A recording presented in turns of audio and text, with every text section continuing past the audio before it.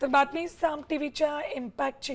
हिंगोलीत खटकाळी बायपासच्या सुभाष चौधरी पेट्रोल पंपावर शेतकऱ्यांना ताटकळत ठेवून परप्रांतीय बोरवेल चालकांना हजारो लिटर डिझेल देण्यात आलं होतं.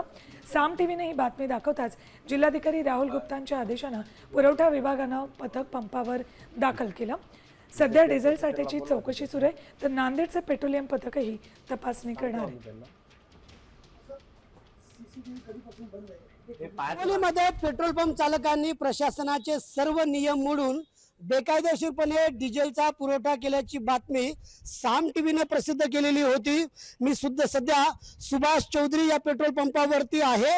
या ठिकाणी हजारो लिटर डिझेल दिलेलं होतं आणि त्याचे एक्सक्लुझिव्ह व्हिडिओ जे आहेत ते साम टीव्हीच्या माध्यमातून आपण दाखवलेले होते. शेतकऱ्यांनी हे संपूर्ण व्हिडिओ कैद केलेले होते.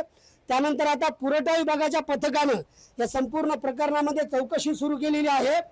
पुरवठा विभागाचे अधिकारी या ठिकाणी आता दाखल झालेले आहेत. कॉल आलेला आहे, साहेब म्हणे चेकिंग करून घ्या आणि चेकिंग करून तुम्हाला कारवाई काय आहे ते सांग. नाही, ज्याप्रमाणे यांना स्टॉक प्राप्त होते, स्टॉक यांची गाडी रिकामी झाल्यानंतर तात्काळ त्यांना आपण वाटप करण्याच्या सूचना माननीय जिल्हाधिकारी महोदय आणि माननीय जिल्हा पुरवठा अधिकारी महोदय यांनी दिलेल्या आहेत. त्यानुसार या सर्व प्रकारांवर पुरवठा विभागातर्फे व्यवस्थित लक्ष ठेवले जाते आणि वेळोवेळी त्यांना त्या दृष्टीने सूचित केलं जातं. या ठिकाणी पेट्रोल पंपावरती दाखल होत या संपूर्ण प्रकरणाची चौकशी सुरू केलेली आहेत. पेट्रोल पंपाचे मालक आणि या ठिकाणी पुरवठा विभागाचे अधिकारी हे चर्चा करत आहेत. संदीप नागरे, साम टीव्ही न्यूज, हिंगोली.